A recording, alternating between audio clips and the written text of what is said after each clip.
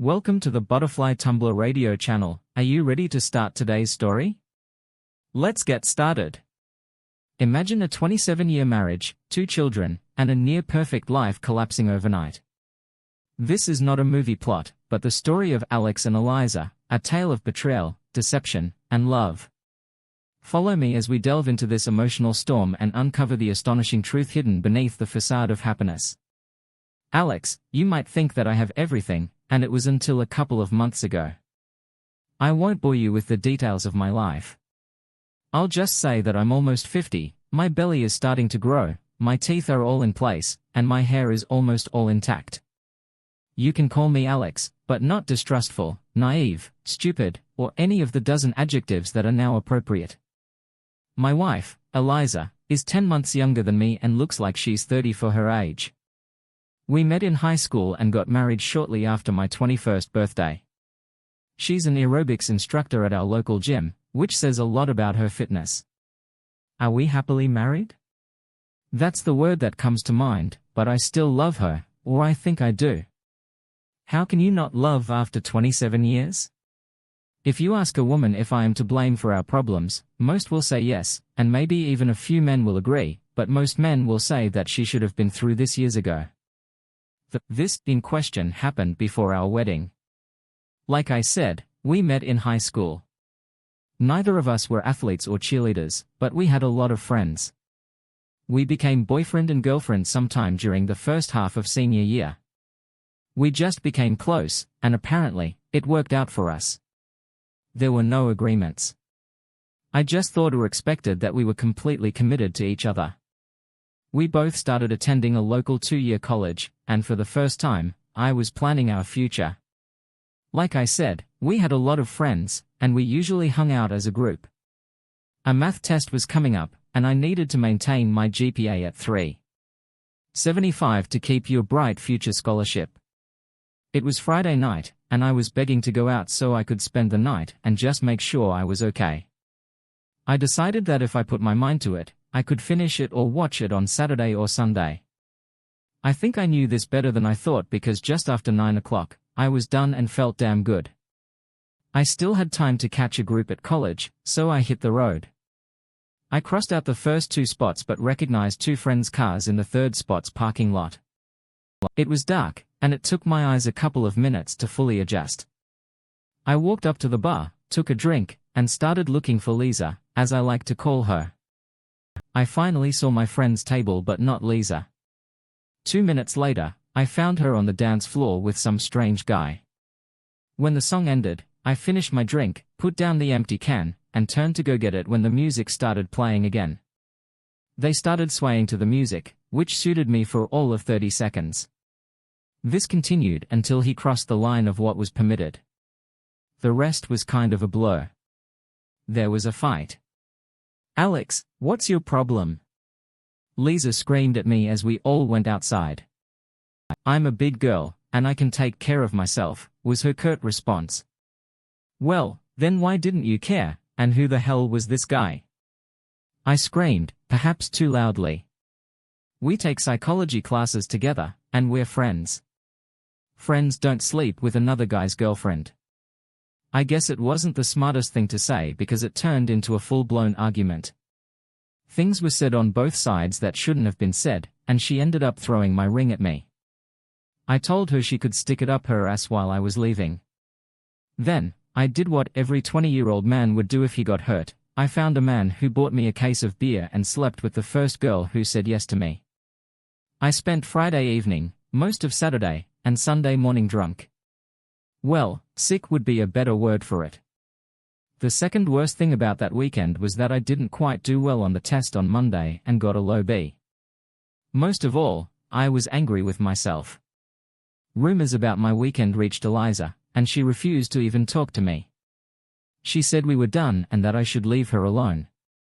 It took me a month before she even spoke to me, and that was after I had bribed all of her friends to plead my case. We met on neutral ground in the college student union. I begged, damn it, I begged for another chance.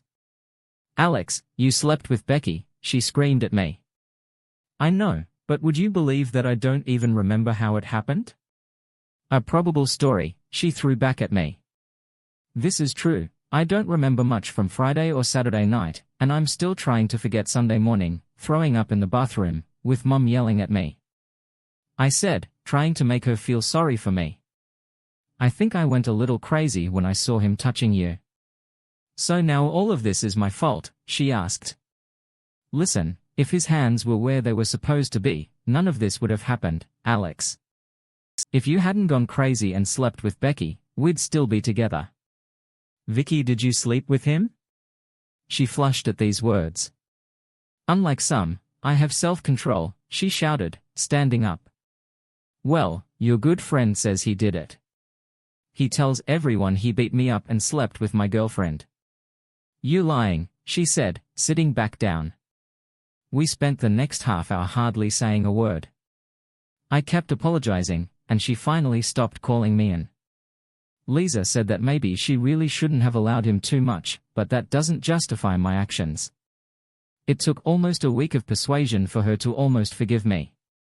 She agreed to meet the next weekend but said we weren't together. After 2 months, I was able to convince her to become my girlfriend again. You owe me, is how she put it. If I ever, and I mean ever, screw up, I'll have a free pass. Understand, hell, I would have agreed to anything to get her back, and thought I was safe at least until I screwed up again, which to my proud satisfaction, never happened again. We got married 2 years later and moved into an apartment above her parents' garage. We both graduated from college and took entry jobs, starting our lives together. You could say we were a typical average couple who loved each other and were happy and content, and life continued in this way for more than 20 years. Life was good, that's the best description. We were in our groove, and when Liza wanted to quit her job and become an aerobic instructor, I didn't mind. She and her friend Laura taught 4 classes a week, and she proudly declared that she was in the best shape of her life. And for me, it was, you'd think that after more than 25 years, I'd be tired of making love to the same woman night after night. Well, I'm not tired. It may not have been night after night anymore, and we had slowed down over the years, but I still found her attractive. To me, she was still the girl I fell in love with. Alex, step aside so I can change, she would say, pushing me away most evenings. If you want dinner, you'll have to let me change. Let's skip dinner, take a shower, and go to bed. We lived in love, I told her, and I had 20-year-old breasts that weren't hanging. I'm hungry, and I'm definitely not going to skip dinner. Maybe with luck, we'll have some fun later, but right now, I'm hungry, and you know how irritable I get if I don't eat, she said, pushing me away from her. She was right, Liza, like our daughter, became irritable if they didn't eat or went hungry for a long time. I had no problem skipping meals, as always. I had a beer with dinner, and she chose a Crystal Light. I suggested a glass of wine before bed, but Liza said she had already flossed and brushed her teeth, so my plans for wine and candles were dashed. Alex, you don't need to coax me with wine and candles or get me drunk unless you have something new in mind that you know I won't like, honey. I wouldn't do that, I said, smiling. You forget, I know you. She was right, we knew each other too well.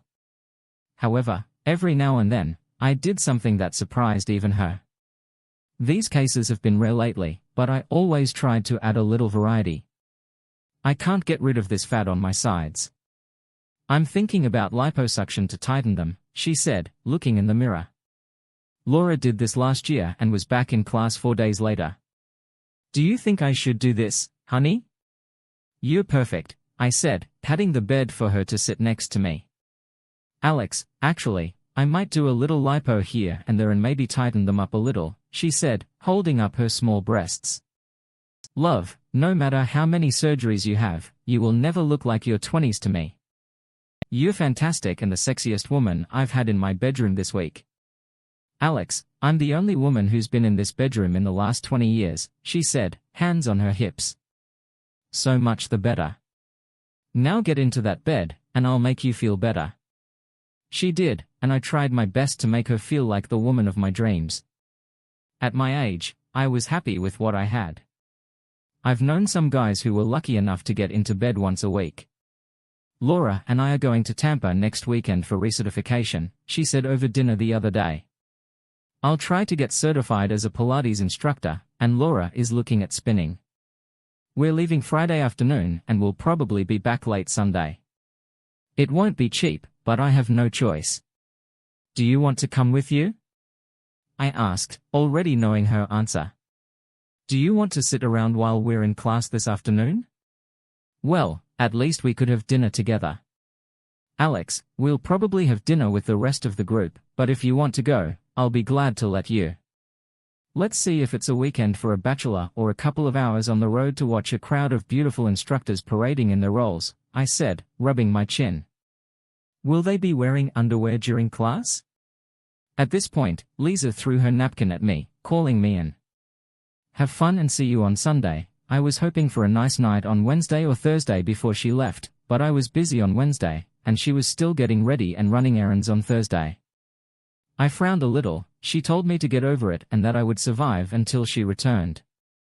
Make sure to call me on Friday when you get there and contact me on the weekend. Don't worry, but I'll probably call early because I don't know when we'll be back tonight. Since we don't have to go anywhere, Laura wants to have a blast this weekend. I can imagine it now, a couple of middle-aged women trying to keep up with the young people, I said, but soon regretted it. What do you mean? Do you think I'm old and it's time for me to go get a stick? I can still have as much fun as anyone else, and don't forget about it, was the answer given to me in a rather harsh manner.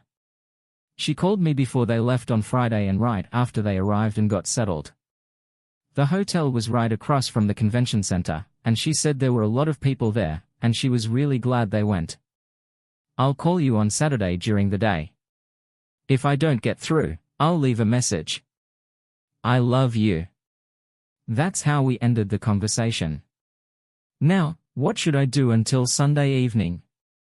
I occupied myself with work on Friday night and made plans to have dinner with Tim, Laura's husband, on Saturday night. We shouldn't both be sitting at home while our wives are having fun, I thought.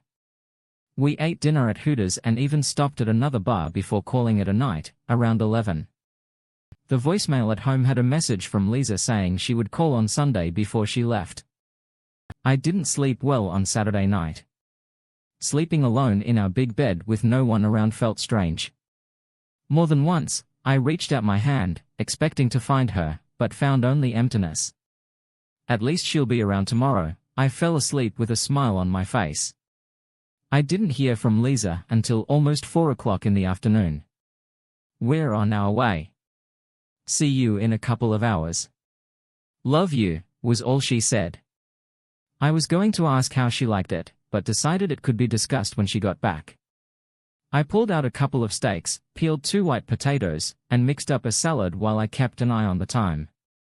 The potatoes were already in the oven, the table was set, and I had just taken the salad out of the refrigerator when Liza came in.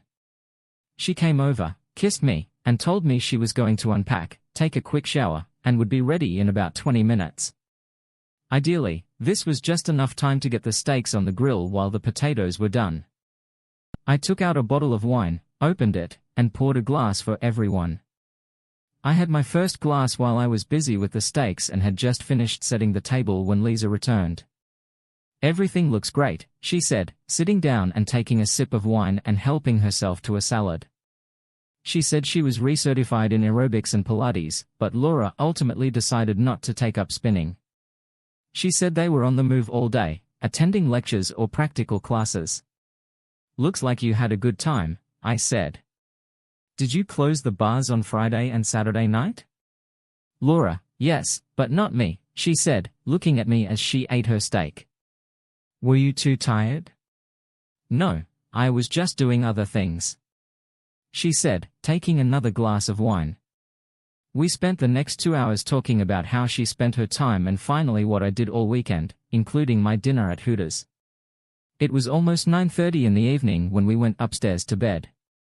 I took a quick shower to wash away the barbecue smell and was just finishing brushing my teeth when I noticed Liza was already in bed. Today, I'll be lucky, I thought, accelerating. I didn't even bother putting on my boxers because they always come off right away. Alex, we need to talk for a minute, she said, sitting up in bed. Can't it wait until we're done? I exclaimed. We need to do this now, she said, looking at me. Okay, hurry up. This hasn't happened for a long time, and I don't want to lose the mood, I said, smiling at her, but she didn't smile back. I used my free pass this weekend, she said, waiting for my answer. Honey, I don't care what you bought. Let's finish this, and then we can talk about your shopping, I said, still not understanding what she was talking about. You gave it to me 27 years ago. Free passage, the words were running through my head, but I still couldn't understand until the phrase 27 years ago hit me. This is some kind of joke, isn't it? The only free pass I remember is the stupid thing I said a million years ago for you to come back. That's not what we're talking about, is it? Now, I started to get seriously worried. Well, I used it this weekend, she replied as if she were telling him that she had bought a dozen eggs or made an appointment for a haircut. Vic, this isn't funny. This isn't even worth a joke, I said, getting out of bed and walking over to her side. She moved away from me because when I called her Vic, she knew I was angry. Alex, you know I love you. Right? Forget about the nonsense with love. What have you done? I said, clenching my fists. Are you crazy? I said that to get you back. I never meant it seriously. So, you deceived me then? Vic, I would say anything to get you back, but I never expected you to keep it like a damn check, especially after we got married. Damn it, doesn't the word cheating mean anything to you? Like what you did to Becky? Vic, we weren't even married then. I haven't even thought about it since we got married, but apparently, you can't say the same. Or is this not the first time you've cheated on me? Alex, that was the only time, and you know why. I got a free pass. The more she talked, the angrier I became. What were you doing? Drinking pure alcohol that fried your brains in Tampa? I said, pulling on shorts and a t-shirt. The mood was completely ruined as soon as she began to explain her actions. I need to get away from you before I do something I regret, I said, throwing on my old sneakers and walking out of the room and down the stairs as she yelled at me to stop. I probably wasn't in any condition to drive, but I needed to get away. I didn't even think that my Kia could move so abruptly, but it happened. 20 minutes later, I realized two things. Firstly, Liza and I had a serious problem, and secondly, I had no idea where I was.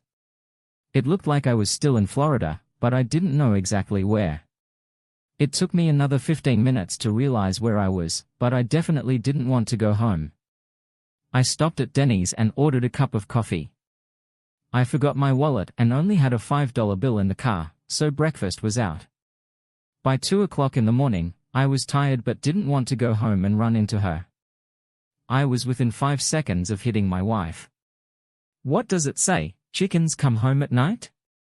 Well, I'm not a chicken, and this situation won't go away quietly into the night. She had crossed the line for the first time in our marriage, and I didn't know what to do now. She cheated, no matter what she called it, and her free pass due to a drunken affair 27 years ago didn't matter. Either way, Alex hadn't just wanted sex tonight, none of this would have happened, Liza thought to herself. I pulled this free passage story out of nowhere when I realized I might get caught. Laura screamed at me the whole way home, telling me how stupid I was to risk our marriage. I didn't plan to cheat on Alex, it just happened, or so I told myself.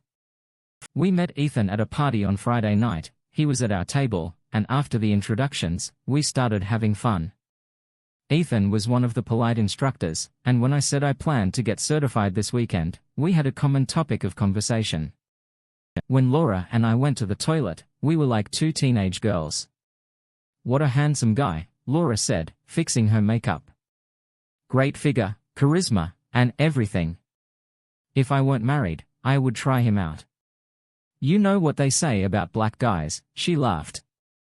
Everyone had a great time on Friday night, alcohol flowed like a river. We danced and got to know each other better.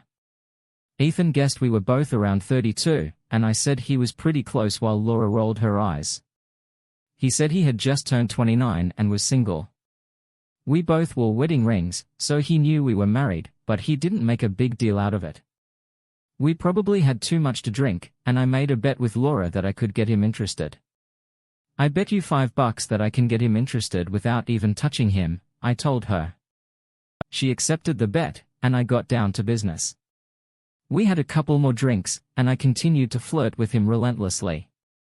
When he asked me for another dance, I winked at Laura as he pulled me onto the dance floor. The song ended, and we returned to our table. Girls, we need to wrap things up. We have a big day tomorrow, Laura told us both. Big is the word of the night, I thought, agreeing with her. Ethan walked us to our rooms and told us he would see us tomorrow in class, so we went inside. I screamed and laughed as soon as I closed the door. Laura and I quickly ate breakfast on Saturday morning. Our first classes started at 8:30, and we needed to get moving. We joked with each other about the previous evening, but in the morning, it was time to return to reality. I didn't see Ethan at dinner, but he found us around 7:30. We hung with a group from another class when he approached. I smiled at him, and he gave me a big smile back. This is how our evening together began. By 9:30, Laura said that several of them were going to another club and asked if I wanted to join. Not today, I said, refusing. I'm tired. My legs are still sore from all that stretching. Okay, see you later, she said, and the 6 of them set off. It was just Ethan, 2 other people, and myself at our table. We ordered several slices of cheesecake and a bottle of wine. We spent the next hour eating, talking, and drinking. 2 bottles of wine when we hit the dance floor. It was like yesterday, only without the teasing. How we ended up in his room is still unclear. The only thing I remember is Ethan taking me to his room. We made love. Can we do this again? Asked Ethan. Never again. It was a one-time thing that shouldn't have happened, I said and went back to my room. Where the hell have you been all night? Laura shouted at me. You have 2 messages on your cell phone from Alex last night. I sat down on the bed and covered my face with my hands. Please tell me you didn't spend the night with Ethan, Liza said, looking at me. Oh my God, you did it. Are you crazy? What were you thinking? I didn't think. So we drank a couple of bottles of wine and ended up in his room. Laura, just don't say a word to anyone, and maybe I'll get through this. If I'm lucky, I should have gone to that other club with you, I said out loud. I took a warm bath and washed myself half a dozen times before packing. We went downstairs and had breakfast. We then returned to the center to collect our certificates. We hit the road 2 hours later, and I listened to Laura nagging me the whole way while asking me for details. I called Alex and told him we were coming back and kept the conversation short. Are you going to tell him? Only if he notices something. I hope you're right. Alex doesn't strike me as someone who can forgive. Then it dawned on me, he wasn't like that, but I was. I forgave him years ago and told him he owed me a free pass if I ever did anything really stupid, and that definitely fit the bill. I've never used it, and if he finds out, I'll use my get-out-of-jail card. He would be furious, but I forgave him, and I only prayed that he would do the same. It was about 3 o'clock in the morning, and I was knocking on Tim and Laura's door. After 10 minutes of ringing and knocking on their door, the lights came on in the living room. Tired, Tim looked out the window and opened the front door. Alex, do you realize what time it is? Somewhere around 3 o'clock. I need to talk to Laura. Can't it wait until morning? She's sleeping upstairs. Tim, if it weren't so important, I wouldn't come at this time. Okay, come in. I'll go and wake her up, he said, holding the door open as we walked into the living room. A couple of minutes later, Laura came downstairs in her robe, followed by Tim. Honey, I can handle it. Why don't you go back to bed? You're kidding, right? A neighbor comes here at 3 o'clock in the morning to talk to my wife, and you tell me to go back to bed? Come on, Alex, lay it out like it is. Laura, I want to know what the hell happened this weekend in Tampa. Alex, I don't know what you mean. Laura, I know Liza cheated on me. Were you in on it too? Tim was now all ears and everything as he stood up, looking at Laura. Tim, I didn't do anything. You have to trust me, she said, knowing things were getting out of control. Alex, you should have discussed this with Liza, not me. That's how it started, but I don't want to end up in jail for domestic violence, that's why I'm here. Laura, what the hell happened this weekend? It's time you told us what happened, Tim said, starting to get angry. Tim, I didn't do anything. I'm ashamed of, except drink too much. Laura, did Liza plan this? How long has she known this guy? When did you find out about this, and why didn't you stop her? Wait, give me a chance to answer some of your questions first. Firstly, this wasn't planned. We met this guy on Friday night. We made a stupid bet, and Liza flirted with him. That's all. We were in class on Saturday all day, and we had dinner with a few people we met. We didn't see him again until 7:30 in the evening. After that, things got a little blurry, and I went to another club in the hotel, and she stayed with this guy and several others. Alex, when I returned, she was gone. I returned to my room and passed out 10 minutes later. I didn't see her until Sunday morning. Laura, why did you leave her alone? Alex, how the hell did I know she would end up in this situation? She just came back to the room and said she did something stupid. That's all. Stupid is putting it mildly. What did he even look like? When Laura described it, I became even angrier if that was possible. Alex, Liza would never do this if she was sober. She really loved you. She tried to smooth things over. She says she doesn't even remember how she ended up in his room, but she got there. She should have stayed with you and not drunk so much wine. I objected to her. Laura, I'm sorry, it's not your fault that I have such a cheating wife. Alex, Vicky's not like that. She drank too much, and the guy took advantage of her. I'm not saying it's right, but she didn't just pick someone out of a crowd and go to bed with him. I had heard enough and apologized for disturbing them so late at night. Tim told me not to freak out and that things would look different in the morning. The last I heard was him asking Laura what exactly she was doing, and it seemed neither of us were going to sleep that night. I found Liza asleep on the sofa in her robe when I finally returned home. I left her there and went up to our bedroom to get at least a little sleep before work when the alarm went off at 6 o'clock in the morning. I had to remember where I was. I think I only slept a couple of hours, but I was too exhausted to know for sure. A quick shower and shave made me almost human. I got dressed and went downstairs, finding Liza still sleeping. I didn't want to talk to her, so I just left, grabbed a sandwich and a large coffee from McDonald's, and headed to work. In 5 minutes, I was eating at my desk and checking my calendar when calls started coming in on my cell phone, all from Liza. I listened to a few messages she left before I deleted them. I needed to understand what was on her mind this morning, and I didn't want to hear another word about that damn free pass for me. It was irrelevant and non-existent, at least not after we said, "I do," at our wedding.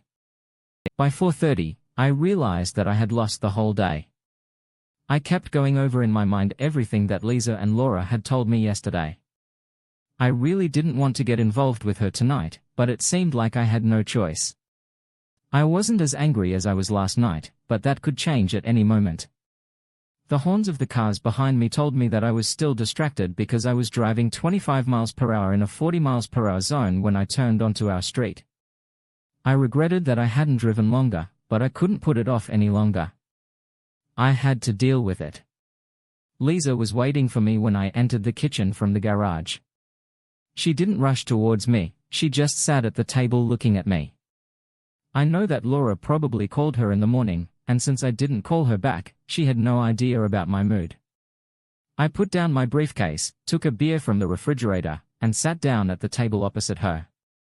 I said nothing. She took a long sip from the can, placed it on the table, and looked at me. I waited for her to start. Alex, I'm so sorry. If I could undo everything that happened this weekend, I would, she said, waiting for me to say something. I drank too much and didn't know what I was doing or with whom. By Sunday morning, I realized what had happened and rushed to my room. I don't remember much after Laura left. We just finished a couple of bottles of wine. I phrased the next questions very carefully. Why didn't you go with Laura? And she told me about your stupid game on Friday night. If I were him, I would think that you were flirting with me and that you didn't care that you were married. Steve, Alex, it was just a kid's joke. We were exchanging compliments, and he was making me feel better by saying he thought I was 32. I just wanted to see if I could still get a man's attention. I wasn't planning on having sex with him. I just wanted to see if I could interest him, that's all. Well, apparently, it worked, I said ironically. Alex, it wasn't like I egged him on Saturday. You can ask Laura. She was there, only until she left, and you went up to his room, I said through clenched teeth. Liza started crying and kept saying she was sorry, but I was too angry for it to matter at that moment. I didn't know how it would all end, but now I didn't even want to look at her.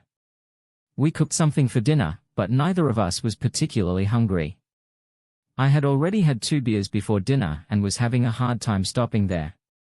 I wanted the numbness that alcohol gives, but it didn't solve our problem, and I didn't know what else could be done. When we went to bed, Liza tried to cover herself with a blanket when she lay down.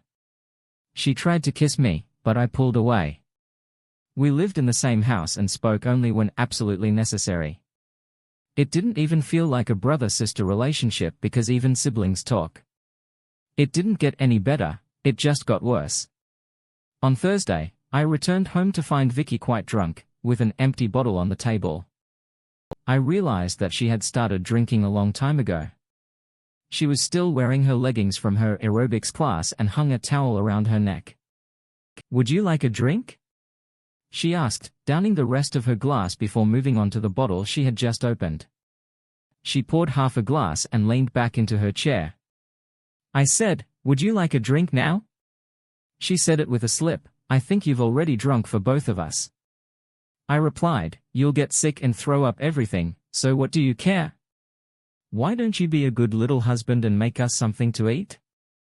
I don't think I can stand, and I don't think I should be near a fire right now. Maybe I'll burp and set the house on fire, she said, now laughing. I hate stupid drunks, I muttered to myself as I went upstairs to change out of my work clothes. I didn't even notice that Liza was somehow able to follow me upstairs as I stood there in shorts. She appeared at the door. Wow, haven't seen this in a long time, she said, starting to laugh as if it was the best joke. Want to have some fun, big boy? She continued to laugh. So, are we going to have sex or not? I muttered something about drunk and stupid women. What happened? Lack of courage, she provoked me when I pulled on my shorts. Why don't you sober up? You awfully drunk, I said, walking past her. It didn't seem like it to Ethan, she retorted. Shut the up. What happened? Are you still offended by your wounded pride, little man? She mocked, leaning against the wall. Do you want to know all the sordid details of that night? I don't remember much, but I can guess what happened, she said, downing the rest of her drink. Now let's see where I heard those exact words. Oh yeah, the night you slept with Becky. Remember? But the truth is, you don't remember either. It's a shame we could swap stories about what happened. She said, throwing her glass at the wall where it broke, but I think you forgot about that day off, but I didn't. Liza went into the guest bedroom and slammed the door. Liza, open the damn door, I shouted, but she didn't answer. I knocked on the door, but she screamed through the door for me to leave her alone. So I did what any mature adult does, I got drunk. Well, actually, no, but I did drink 4 beers. I never saw Liza until I went to work the next morning. The bedroom door was still locked, and I thought she had gotten some sleep from the night before. I've never seen her this drunk in the last 20-odd years, but over the past few months, we've both started drinking more and more. Nothing was decided. Hell, we even stopped talking to each other and sleeping in the same room. Our kids noticed what was going on, and more than once, I heard her on the phone yelling at Jake or Michael to stay out of her business. "Alex, I thought you should know that Liza got fired at the gym today." "She showed up drunk again and got fired," Laura said when she called me at work. "Liza seems to have lost a lot of weight, and she looked terrible this morning." "Have you resolved your problems yet?" "Problems cannot be solved unless we talk, and we haven't been doing that much lately." I answered, "Every time we start, one of us gets angry, and we end up fighting. Things are not going well for us right now. I wouldn't want you to get divorced because of a stupid drunken mistake if we can help." "Call," she said. I thanked her and hung up. As always, when I got home this evening, Liza was drunk as hell. "I quit my job today," she said, spinning her glass on the table and not even looking at me. "You mean you got fired today for drinking at the gym?" was my response. "I was fired. I left. It doesn't matter. Don't worry, I'll find something else. I can always work behind the bar. I'm already pretty good at it," she said, laughing. "Can't you stay sober for just one night?" "What for?" "It makes me feel good, like I don't have any worries." "What could be better?" she asked. "How about a normal marriage? Do you still remember what it is, or should I remind you how it was?" "Yes, that's what we had," I said, before lowering my head to the table. After that, she didn't move. I don't know if she fell asleep or lost consciousness. Finally, I picked her up, carried her upstairs, and laid her on our bed. Then I went downstairs and poured all the alcohol we had in the house down the sink. Everything ends tonight, I told myself. Either we improve our relationship, or it's all over. I'm no longer in the mood to raise a baby. It was a little after 9 in the morning when I finally woke up, still wearing the clothes I had worn the day before. My head was pounding, and my stomach was cramping. Luckily, I didn't eat yesterday, so I didn't have anything to throw up. My shirt stank of sweat and alcohol. I got out of bed, took off my clothes, and got into the shower. The water did not immediately begin to revive me. Like every day at this time, I told myself that I would no longer drink and somehow improve my life. "I look like crap," I told myself, looking in the mirror. I thought about getting on the scale but decided I didn't want to know how much weight I'd lost. My clothes were now hanging on me, but that was my least problem. Like yesterday, the day before, and the day before, I had nothing to do today. I was finally fired from the gym because I either showed up drunk or didn't show up at all. I didn't blame them, I blamed myself. I did one stupid thing after another, and they all merged into one whole. I wanted to stop, I really wanted to, but I just didn't know where to even start. My marriage, what was left of it, was in serious trouble, and my life was complete nonsense. I went downstairs and found Alex at the kitchen table reading the newspaper. I didn't want to face him, I didn't know what to tell him, and sobriety only made the pain worse. "The coffee is ready, and there are pancakes in the pan. I put them on low heat, so they're still warm," he said, holding out the second cup and glancing at the headlines. Liza had lost at least 10 pounds, and her face was beginning to take on a gaunt look. She took a plate and put 3 pancakes on it. I stood up and took the butter and syrup for her. She ate in silence, glancing at me from time to time. When I took the 3rd cup of coffee and put down the newspaper, only then did she say something. "Why aren't you at work today?" "I took a week off to work on a personal problem. If you're interested, I took you upstairs when you passed out last night." She continued to eat. I got up, poured her a hot cup of coffee, and took out milk and sugar. Liza wrapped both hands around the cup, blowing on the coffee before downing it in one gulp. "Another cup," she said, and she rejoined the world of the living. "Just so you know, there is not a drop of alcohol in the house. Everything is poured down the sink or broken in the trash. If you're able, we need to go grocery shopping this morning because there's nothing to eat at home unless you like snacks and chips," I told her, trying to get some kind of reaction from her. "Give me a few minutes, and we can go," she said, looking at me more like pleading. The store was almost empty, which was quite nice. We took a lot of fresh fruits and vegetables. Most of the meats I chose could be grilled to avoid heating up the house. I haven't spent $300 on food in a long time, but we haven't done much cooking in our house for the past month. We spent almost 2 hours there. Our baskets contained only diet sodas and fruit juices, the strongest drinks. After we put the groceries away, I made us both sandwiches and poured a can of soda each. We ate on the terrace, and I tried to get a good look at Liza. She had lost weight and looked a little worse than usual. The drinking probably took its toll. "Do you want to talk now or later?" I asked, because we will talk one way or another. "Give me a minute to use the restroom, and I'll be back," she said, heading toward the glass patio door. "If you're looking for a bottle of vodka, it's long gone, Alex. I just need to go to the bathroom, and I'll be back, okay?" I replied. 5 minutes later, she returned, still sober. "Vic, what do you want to do? We can try to make things right or go our separate ways. One of two things has to happen this week. Alex, do you still want me back after everything that happened? We won't know until we see what's left. In that case, I want to try to save our marriage, no matter how difficult it may be, Vic. My only request is that there be no more lies. I know some of what happened, but not everything. The only thing I know for sure is that I don't want to know all the details. Our marriage can't handle this. I'm not sure it'll survive, anyway," I said as Liza started crying.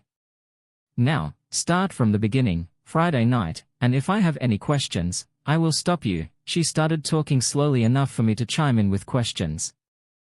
I couldn't help myself when she started describing Ethan, and I needed a break when she started talking about the bet with Laura. It looked like two stupid teenagers playing truth or dare. The only difference is that you are grown women and should have known better.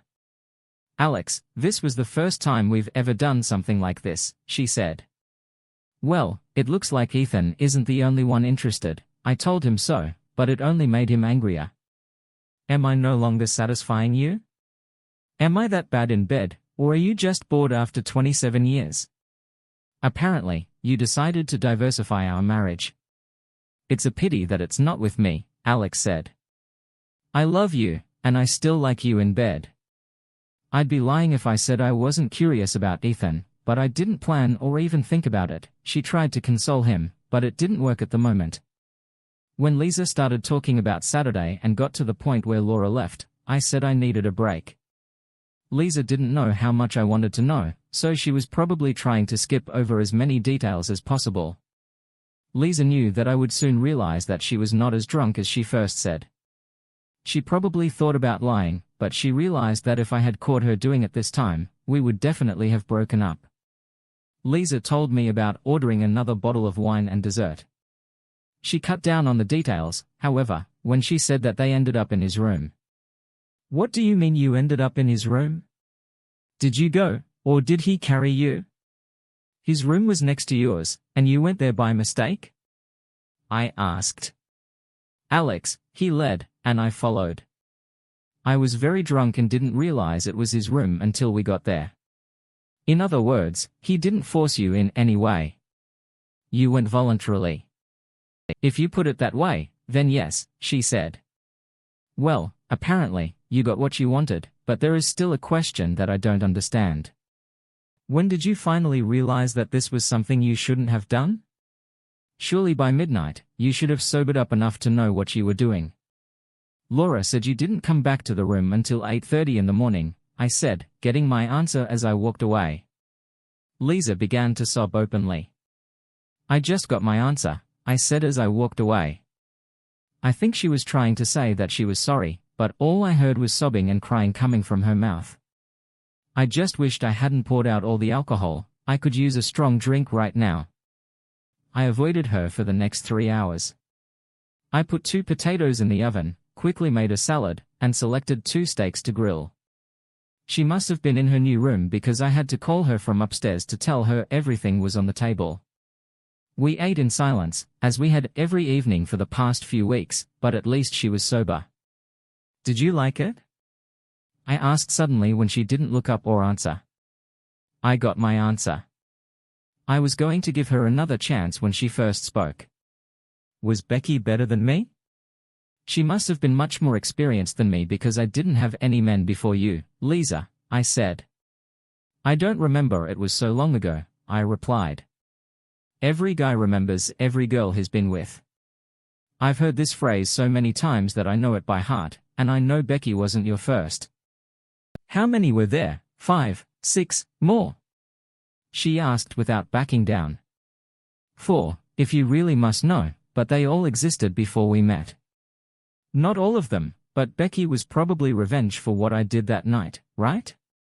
You can say that it was my fault that you cheated on me, Liza said, now angry herself. Do you want to know how many nights I thought about that night when we saw Becky on the street or in the mall and our eyes met? I felt like she was making fun of me. Yes, I was with your man before you, and it was wonderful, she screamed at me. But you were probably drunk too, so when did you realize it was her and not me, Vicky? We weren't married yet, and that made it right, was it? Okay to cheat on me cause we weren't married yet, and probably after, 3 months later, I forgave you. We made peace, and everything became the same as before. I forgave your stupid mistake, but I never forgot. So the question is, how many more months are you going to make me pay? 1, 2, never. That's what we're talking about now, she said. She was right. While I didn't agree with her logic, it all came down to what we were going to do in the future. I'm too tired to think or talk anymore, Liza said, standing up and heading towards the stairs. I won't ask to share your bed tonight because, frankly, I don't want to. We may or may not talk tomorrow, but like you, I can't go on like this anymore, she said, her voice devoid of any emotion except fatigue and disappointment. I watched her walk up the stairs and disappear into the hallway. I sat in the chair for another 2 hours, contemplating my options. I came up with 4, discard, started, 3, and came up with 2 more. Revenge in the form of betrayal was not an option, and temporary separation would only delay the inevitable. When I got up, Liza was no longer in the house. Her car was gone, and she left no notes. She returned just before 9 o'clock, and when she walked through the door, I knew immediately where she had been. Her leggings were a clear sign. I attended Laura's morning aerobics class, she said. It gave me the opportunity to clear my head and focus on something other than our problems. Hi, she said, walking towards the stairs when I asked if she wanted breakfast. I'm not hungry, but a cup of coffee would be nice. I made coffee and took out 2 bagels. She could do with gaining a few extra pounds. After about 45 minutes, she finally came down. I had already drunk 1 cup of coffee but waited for it before continuing.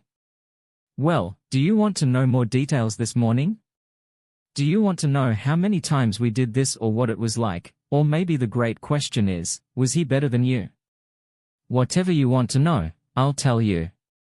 You just have to ask, she said, putting the bagel in the toaster and crossing her arms, almost challenging me. You already told me that he was better and that he fulfilled every damn fantasy you had, I replied in the same tone. Alex, we had sex. We didn't make love. He used me and left, and that's the story. Did I enjoy it? Yes, hell yes. Was he better than you? Actually, no. It's just different. And finally, would I do it again? No way in this life, she said, looking me straight in the eyes. After that, silence reigned in the kitchen. We both ate in silence and then just looked at each other. I couldn't get rid of the image of her cheating, no matter how hard I tried, and it seemed like she saw it in my eyes. I'll find a place and move out as soon as possible, she said, breaking the silence. I don't need a house. It's too big. A 1-room apartment is enough for me. Are you in a hurry? I said, trying to soften what was happening. Alex, you will never be able to forgive me for cheating on you, and I'm tired of apologizing. I begged and asked for forgiveness, but I had exhausted all my tears and strength, she said, standing up and heading towards the stairs. She didn't say anything else, and I didn't stop her. Her door was locked when I tried to check later that night. I put my ear to the door but didn't hear anything. Again, she disappeared when I finally got up in the morning. I didn't sleep well last night, and things were getting even more out of control. I needed to change something. At about 2 o'clock in the afternoon, Liza finally returned home. "Where have you been all day?" I asked.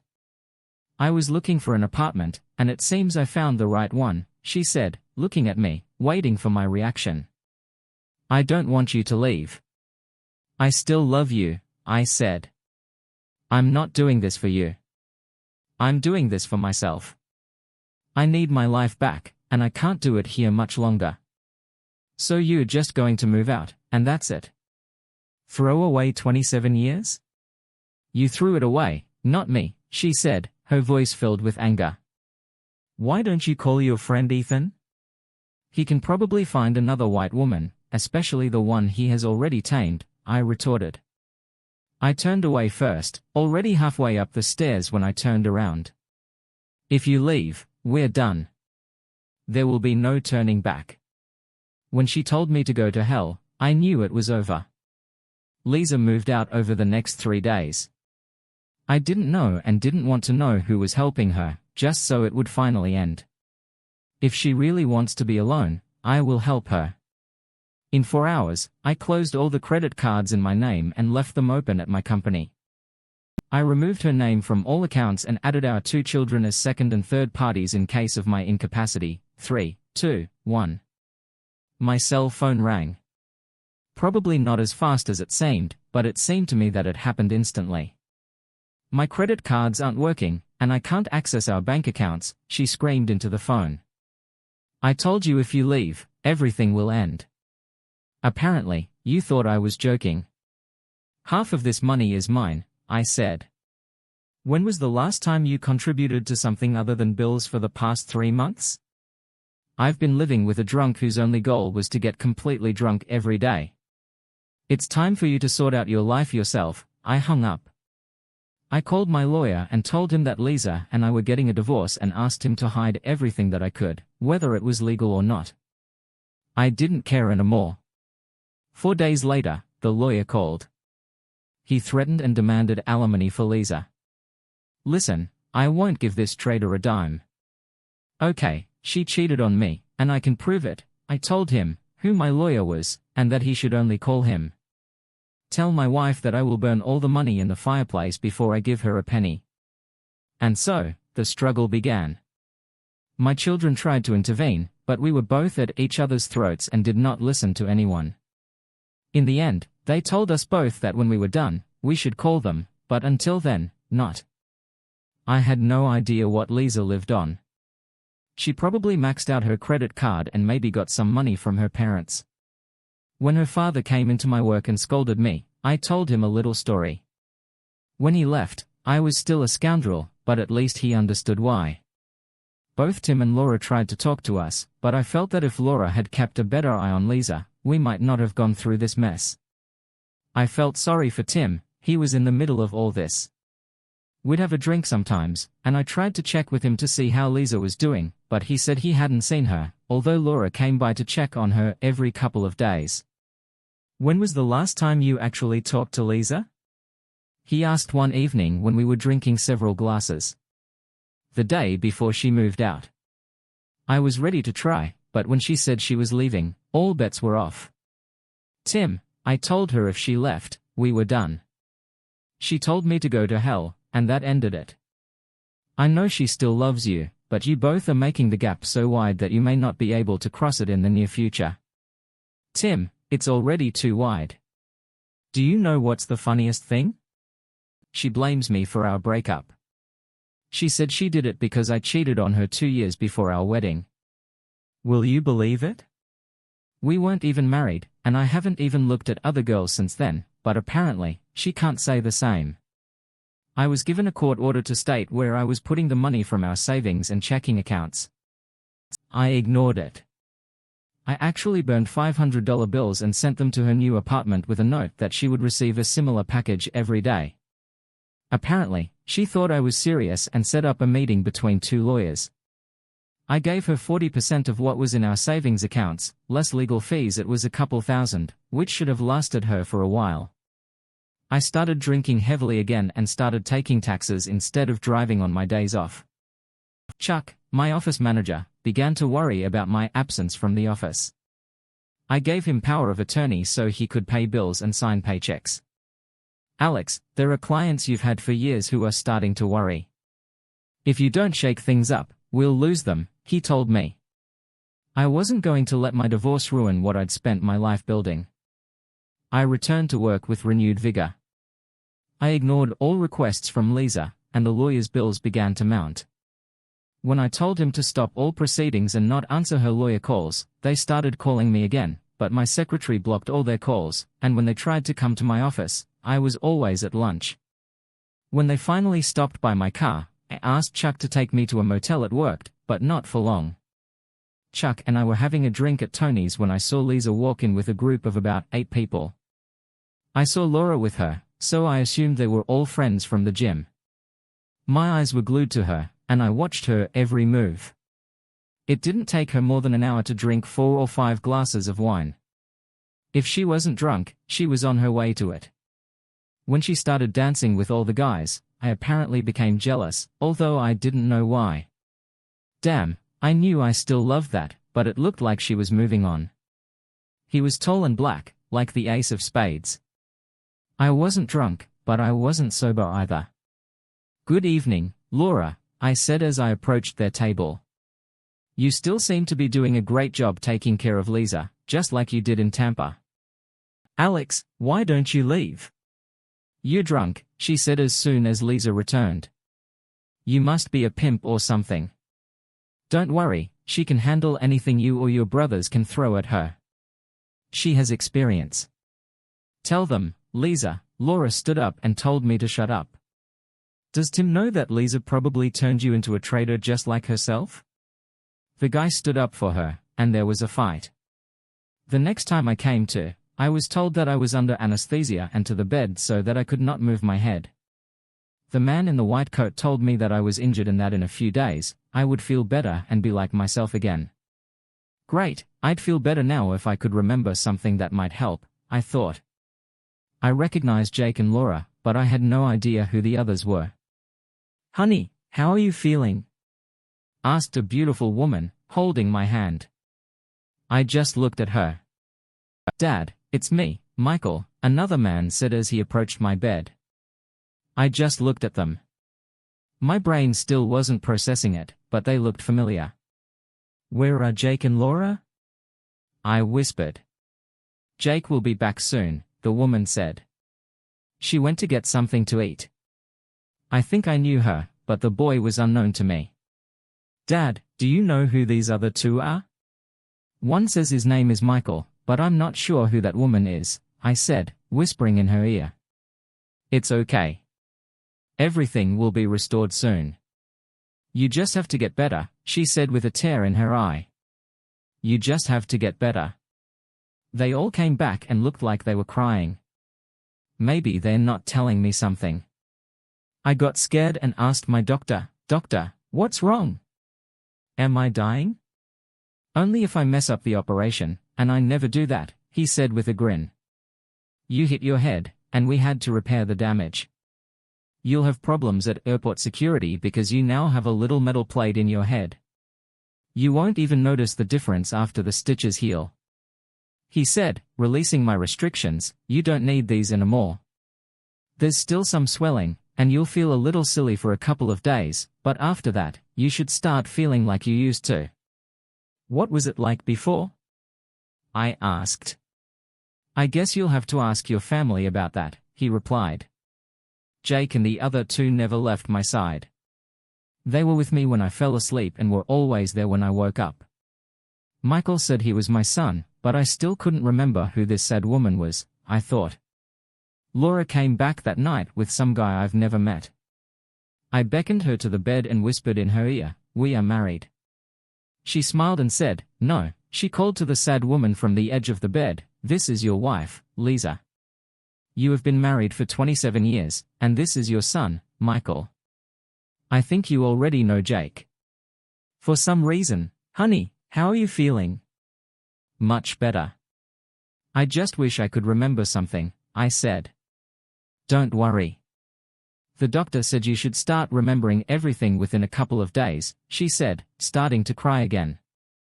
I took her hand, kissed her, and asked her to sit next to me. We have a lot of catching up to do, I said, looking at Laura and Michael. Jake wasn't as nice. She told me I've been a real jerk over the last couple of months. Dad, Michael and I haven't even talked to you for the last couple of months. You acted like an arrogant bastard, and we were angry with you and Mom. What have we done? She looked at Michael, then at Liza, and then back at me. Mom will tell you later. Right now, you just need to rest and recover. Gradually, everything started to come back.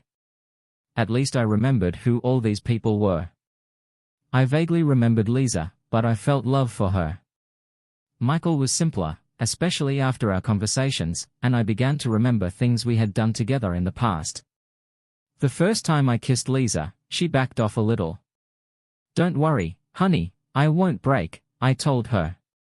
She smiled, and I started to feel better, much better. When everyone started leaving around 9 o'clock in the evening, I asked Liza to stay. She sat on the chair next to my bed and waited for everyone to leave. I heard I've been a jerk to you these past months, and if that's the case, then I'm sorry, I said, kissing her as she reciprocated. How can you be angry with such a beautiful woman who never left my side? 27 years, she nodded in response. Wow, did we get married at 12? You're still a very attractive mommy, I said, pulling her onto the bed with me. Alex, you could hurt yourself, she said, trying to pull away. I want my wife to be with me in this bed. I don't care if it's a hospital bed. Wherever I am, you should be with me, I said, not understanding why she cried again. I love you, Alex. You have to believe it, was all she repeated. A week later, I was discharged, and we headed home. I was as excited as a child with a new bike. Everything seemed new and exciting. The real food was delicious, and my parents came to visit every day. I knew my father right away, but another week passed before I remembered my mother. We had sex most nights. Laura came over every other evening or so to check on me and chat with Liza. Finally, I realized that she was Liza's best friend, and her husband, Tim, was mine. My office manager told all my clients about my accident and that I would likely be back at work in about 3 weeks on a part-time basis. Things started going great when I started remembering things that were bothering me. One evening after a great session, well for me anyway, I asked Liza about it. Alex, we had some problems before your accident, and we were trying to solve them. Is that why Jake said I was in? We both were, she replied. Well, it couldn't be that big of a deal. We're still together, yes, isn't it? Liza said, kissing me again. I was drinking coffee in the kitchen when the phrase, big boy, came into my head again. It was like rewinding a CD as things started coming back into my head bits and pieces, hundreds of pieces filled my brain. I must have been staring into space when Liza entered the room. Alex, are you okay? She asked. Yeah, I'm just thinking about what to do with you today. Well, Laura and I are going shopping, and you can come if you want. Let's see, go shopping with 2 women or call Tim and go on vacation with him. Liza looked at me and said she would invite Tim to come over. By the time Tim arrived, I had already collected a lot. I'll be ready in a minute, I said, grabbing my baseball cap and wallet. Where do you think you're going? We, my friend, are going to have a drink and have a long talk, I said, seeing him become a little uncomfortable. Are you sure you want to do this? I have no choice. I want my old life back, I told him. What I remembered, and he filled in the remaining gaps. Do you remember about Liza? Tim asked uncertainty. What, did she cheat on that weekend and move out of the house? Yes, I remember all this. She has been my wife more recently than in the last 5 years of our marriage. What are you going to do now? Nothing. How is this nothing?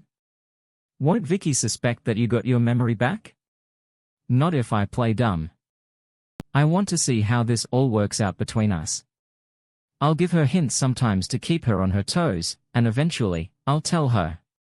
So you're not going to divorce her? Are you crazy? I love this woman. I have serious problems with what she did, and we still have to discuss it, but I'm not going to let her go unless my plan fails. Alex, you're still in. I know, but I'm going to have the best sex of my marriage in the next couple of months, I said, finishing my second drink and ordering a third. I was waiting for Liza when she returned from shopping. I was grilling steaks and making a salad when she walked through the door. Alex, I could do that. I don't want you to overexert yourself, she said, dropping the bags. I see you're a Vicky's secret bag among the others. Maybe, maybe not. It depends on how you feel later, I said. Dinner was great, and Jake and Michael came by to see how I was doing. I told them that the old man was going to live and that they should worry about school and not about me. Besides, I announced that we had a date tonight, and it was time for them to leave. Dad, I don't need to know that much about this, Jake said, winking at her mom before walking away. I dropped hints from time to time and was now working full-time. I don't know what came over him in the last 2 months. He wants to do it every night and says he remembers us doing sexy things that we never did, she said, blushing. Liza, the main thing is, are you happy? Yes, it's crazy, but what will happen when he remembers everything? I can't lose him again. Let's not worry about it until it happens, okay? At 11 o'clock in the evening, I announced that it was time for Vicky and me to go home. She has become such a beast sometimes. I feel like I can't keep up with her. Maybe I should find her a lover to help me, I said, laughing. Nobody else laughed. What? It was a joke. I would never have shared my Liza with that. We left. When did you regain all your memory? She asked when we woke up a couple of months ago. Who else knows? Just Chuck and Tim. Can I ask why you didn't let me know? I thought you'd figure it out when I started dropping hints, but you didn't say anything. Well, the $10,000 question is, where do we stand now? I'm still here, aren't I? I'm not happy with what happened in Tampa, but it's not a reason for divorce for me, and I never want to hear the words of free passage again. We kissed before heading into the shower. I had to fend off the men with a stick, and Tim asked why Laura didn't wear those outfits for him, winking at me. She did it 3 weeks later and looked amazing. We were still working on trust, but we were making progress. We were both working on it now, unlike before. Thank you for tuning in. If you enjoyed this episode of the story, please give it a like, and don't forget to subscribe to get notifications for updates.